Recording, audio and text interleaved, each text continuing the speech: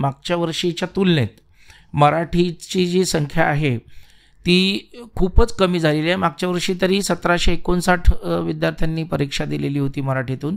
आता मात्र 927च विद्यार्थ्यांनी ती परीक्षा दिलेली आहे.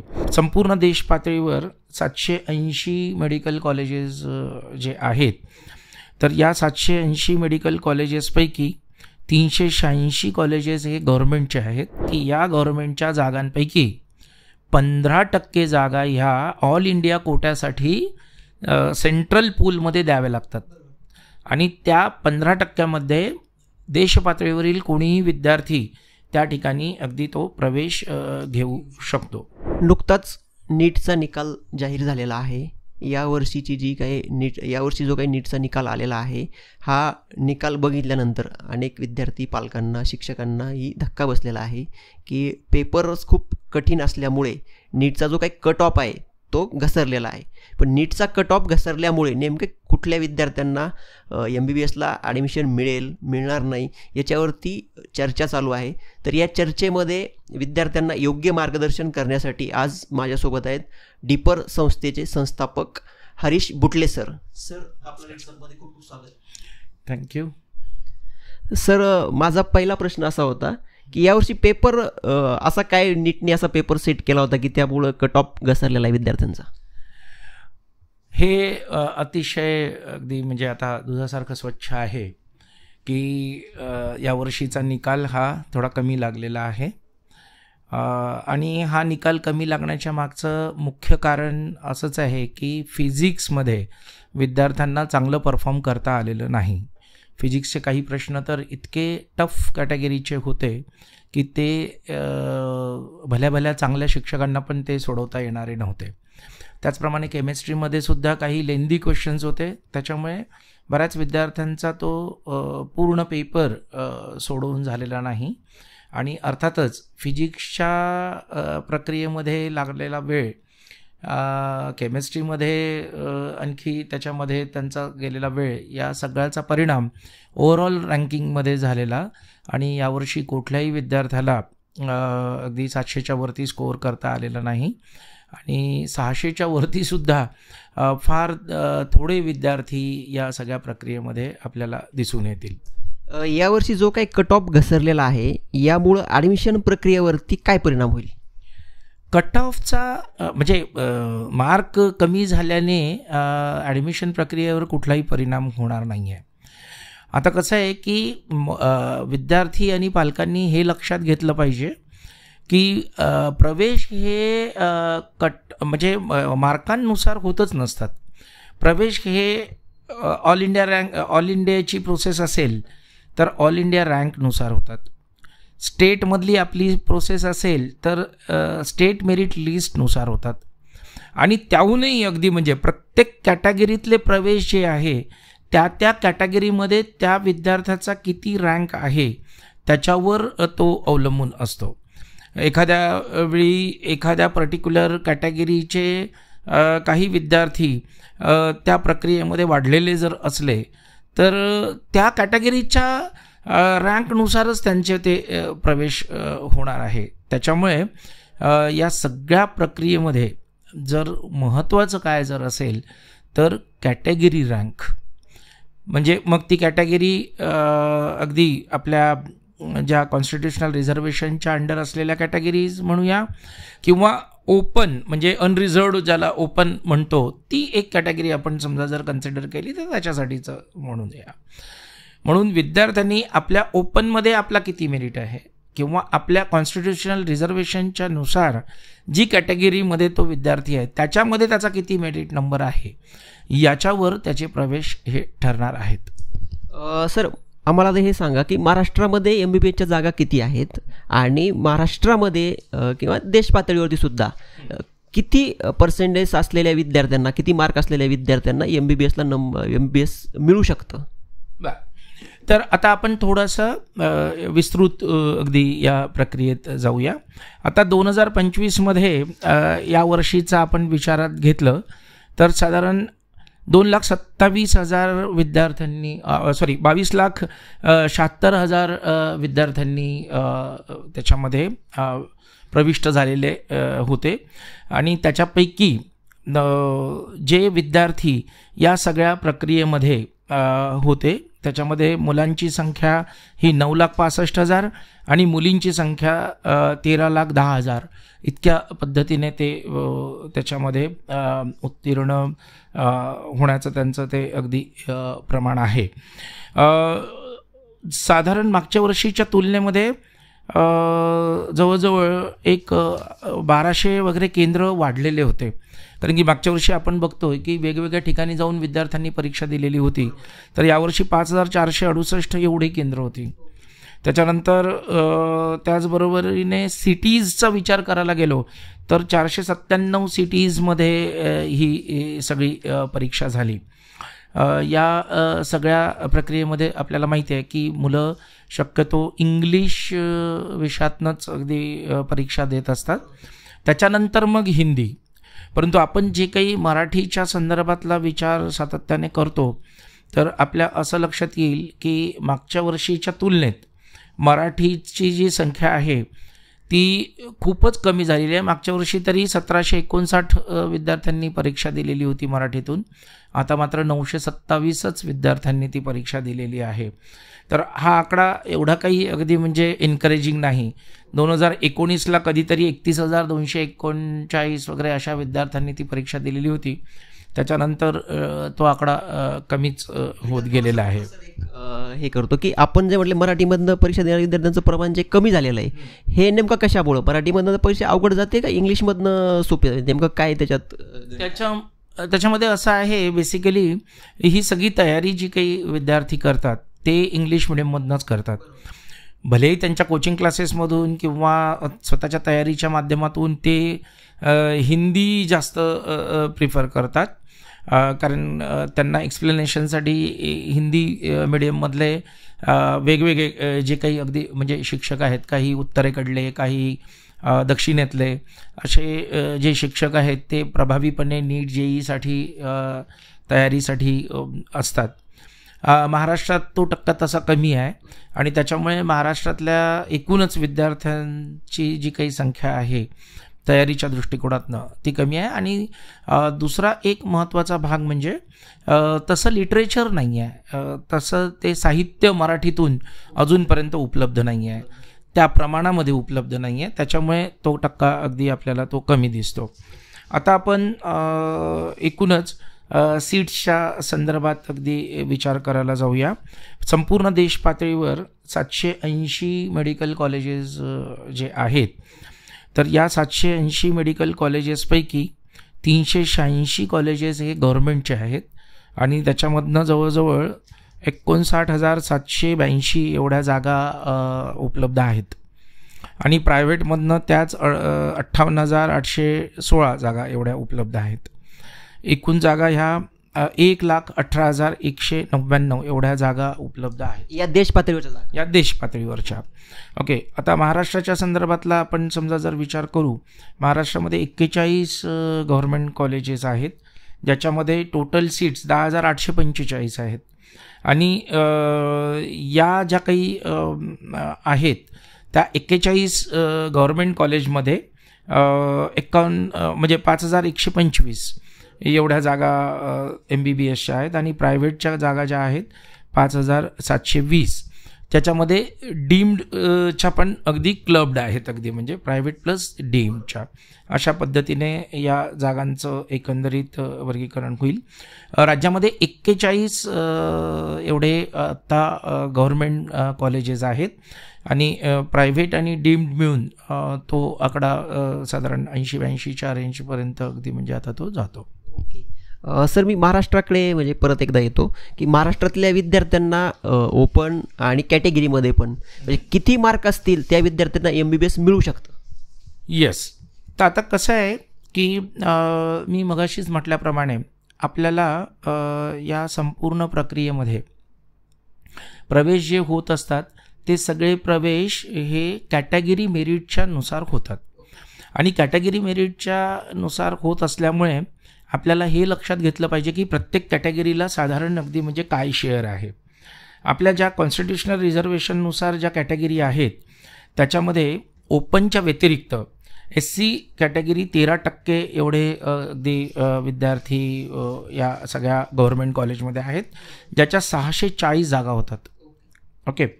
त्याच्यानंतर ST कॅटेगरी जी आहे ती 7% आणि त्याच्या साधारण 344 जागा होतात. त्याच्यानंतर आहे VJ कॅटेगरी, आणि VJ कॅटेगरी 3% आणि त्या 3%च्या जवळजवळ 148 जागा होतात. त्याच्यानंतर NTB प्रवर्ग जो येतो, म्हणजे NT प्रवर्गामध्ये आपण म्हणतो NT 1, 2, 3, तर त्याच्यामध्ये NTB जो आहे तो 2.5%, तो 2.5%मध्ये 123 जागा होतात. त्याच्यानंतरच्या NTC मध्ये 3.5%, त्याच्या साधारण 172 जागा, आणि NTD मध्ये 2%, म्हणजे त्याच्या साधारण 98 जागा. एवढ्या या जागा आत्ता गव्हर्मेंट कॉलेजमध्ये आपल्याकडे आहेत. आता OBC 19%, त्या टोटल जागा आहेत 935. त्याच्यानंतर SCBC हा जो प्रवर्ग आहे याच्यासाठी 10% राखीव ज्या जागा आहेत त्याच्यामध्ये 492 सीट्स उपलब्ध आहेत.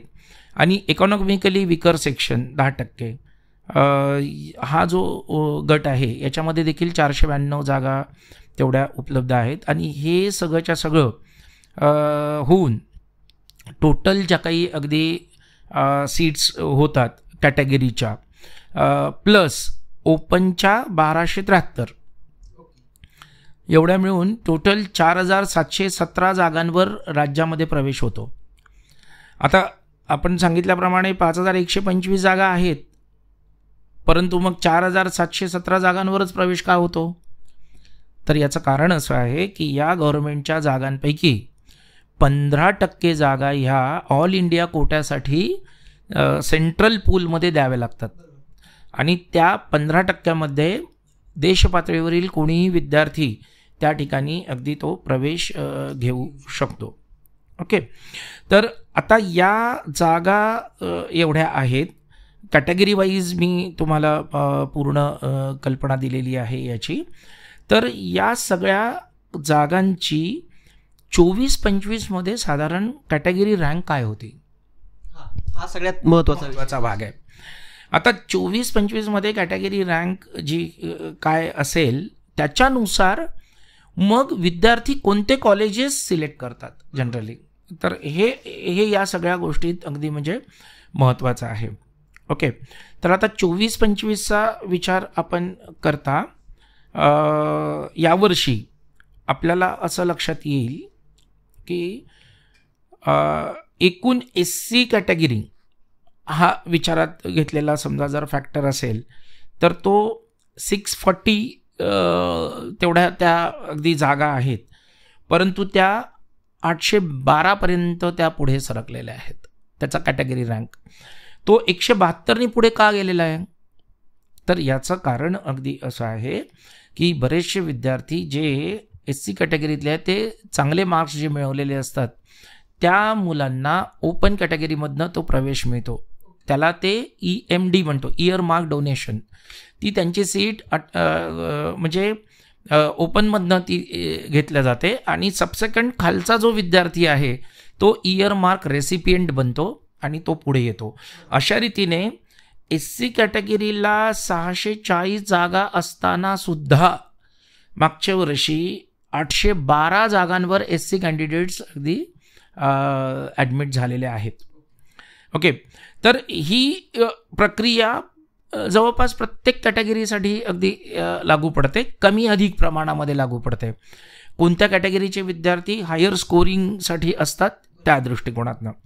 आता आपण परत पुन्हा ओपनकडे येऊ, कारण काय सगळ्यात महत्त्वाचा भाग या सगळ्या प्रक्रियेमध्ये कॉलेजचं रँकिंग लावताना ओपनवरूनच अगदी तो होत असतो. आता ओपनच्या बरोबरीने आता OBCची, त्याच्याच बरोबरीने साधारण NT3 प्रवर्गातली मुलं ही जवळपास सारख्या अर्थी अगदी म्हणजे ते कॉम्पिटिशनला आलेले असतात. म्हणजे ओपन आणि OBCमध्ये फार काही आता मोठा फरक राहिलेला आहे अशातला भाग नाही आहे.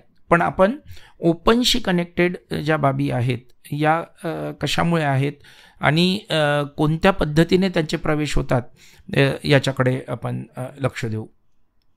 आता ओपन प्रवर्गामध्ये विद्यार्थी जेव्हा असेल तर तो जेव्हाही कधी अगदी म्हणजे या प्रक्रियेमध्ये प्रवेश घेताना पहिलं कॉलेज जे सिलेक्ट करेल तो म्हणजे GS मेडिकल कॉलेज.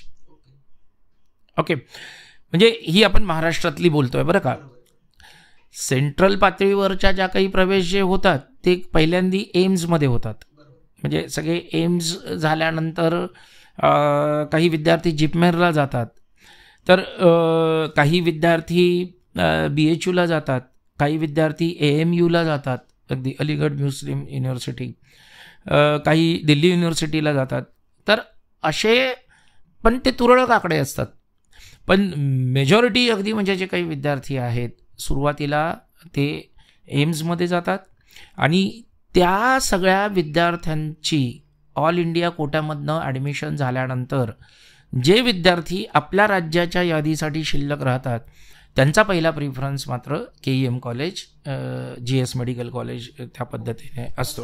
इथं मला एक विचारायचं होतं की अर्ज भरताना विद्यार्थी किती कॉलेजचे प्रेफरन्स देऊ शकतात आपल्या अर्जामध्ये? येस, तर अर्जामध्ये तर अगदी प्रिफरन्सेस तुम्हाला 100 देण्याची अगदी सोय आहे, त्याच्याबद्दल काही वाद नाही. परंतु गव्हर्मेंट कॉलेजच्या बाबतीतला जो काही भाग आहे तो आपण विचारात घेऊया खास करून.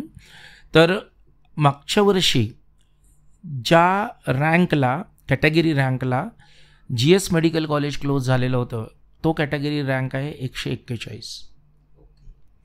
म्हणजे आपल्या राज्यातला आपल्या SMLच्या नुसार ज्याचा कॅटेगरी रँक 141 असेल अशा विद्यार्थ्याला साधारण मागच्या वर्षी प्रवेश मिळाला होता. म्हणजे आता आपण असं म्हणूया ढोबळमानाने की ज्या विद्यार्थ्याचा एअर म्हणजे ऑल इंडिया रँक म्हणजे मागच्या वर्षी तो ऑल इंडिया रँक 3689चा होता.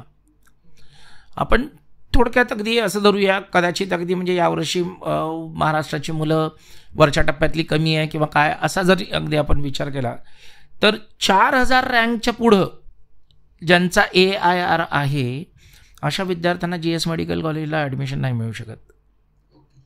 त्यांनी आपल्या मनाशी ती एक अगदी म्हणजे खुणगाठ बांधून घ्यायची.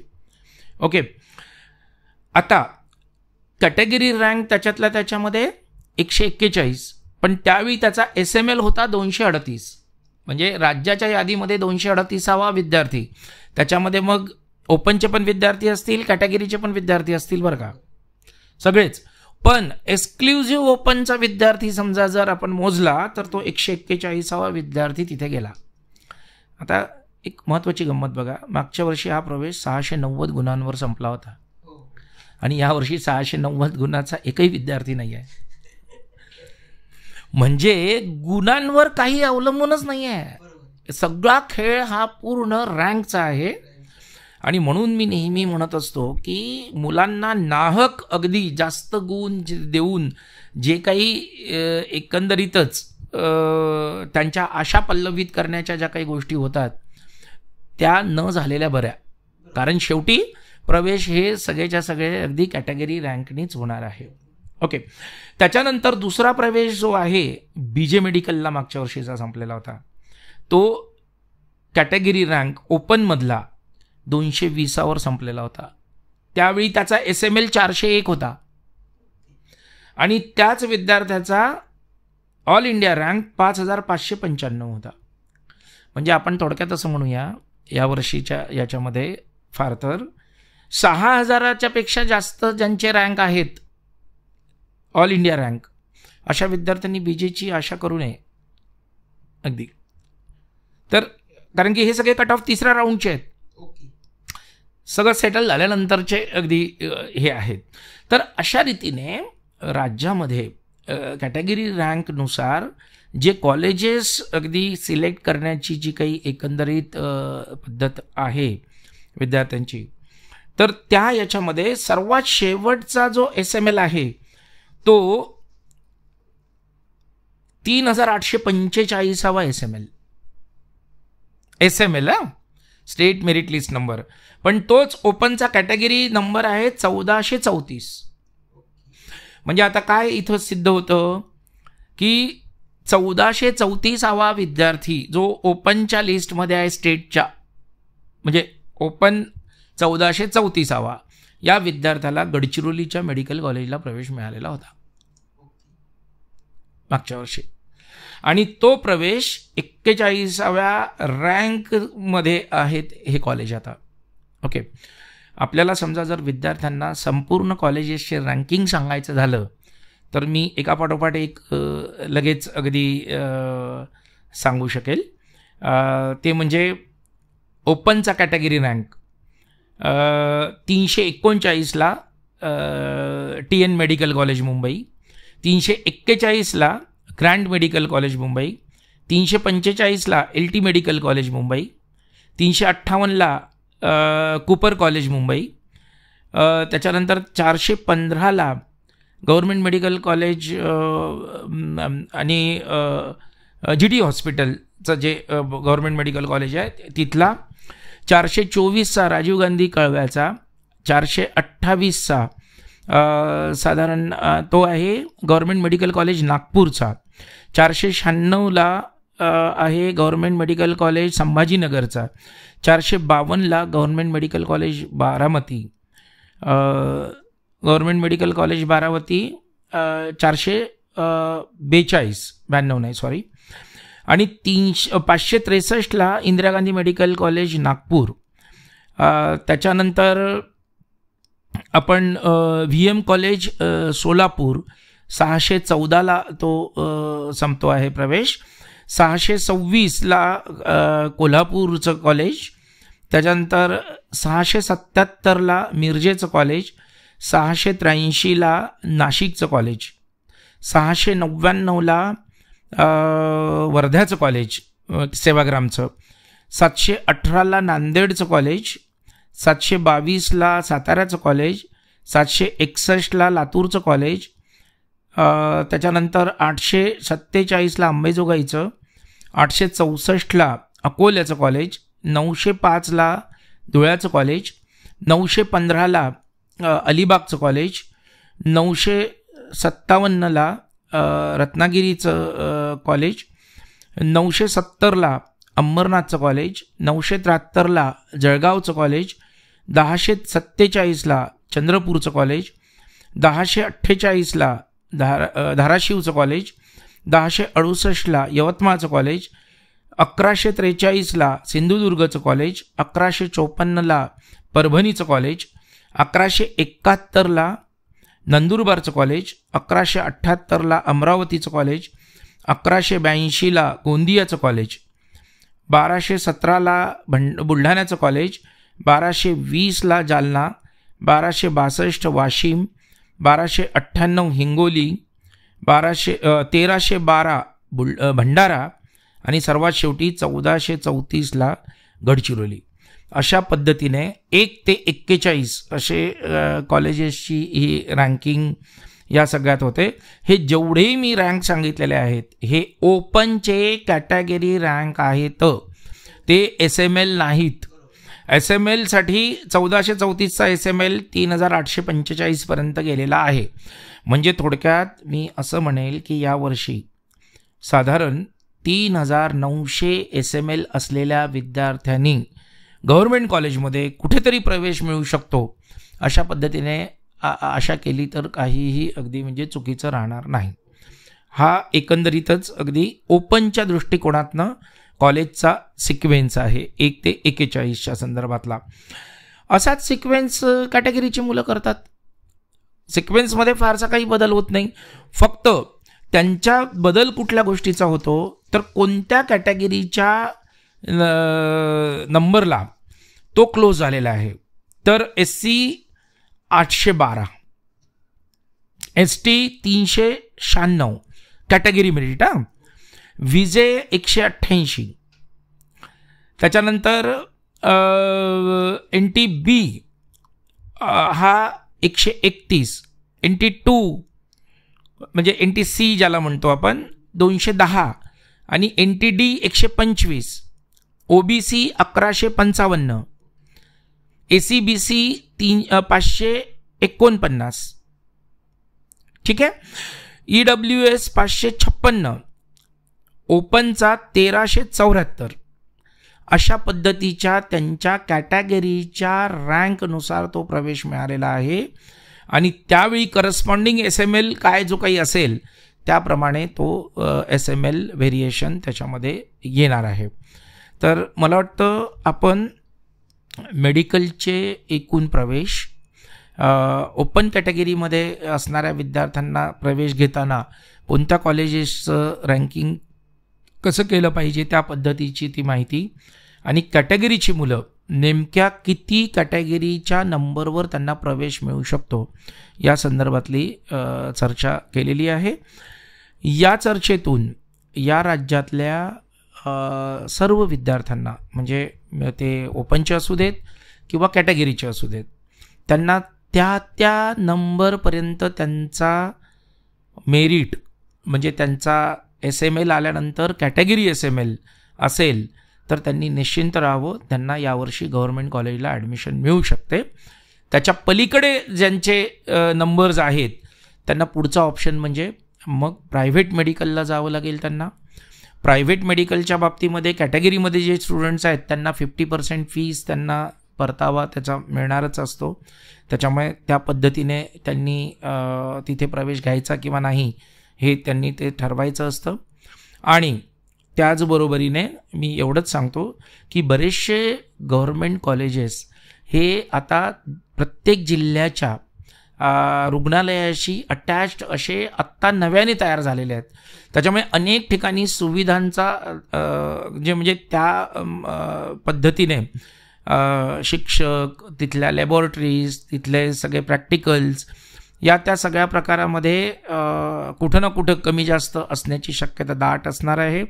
त्याच्यामुळे तिथे जाऊन तुम्ही चौकशी करा आणि सरतेशेवटी तर MBBSची डिग्री मिळवायची आहे म्हटल्यानंतर मग कॉलेज कोणतं असे ना, तुम्हाला स्वतःची तयारीच जास्त महत्त्वाची असणार आहे.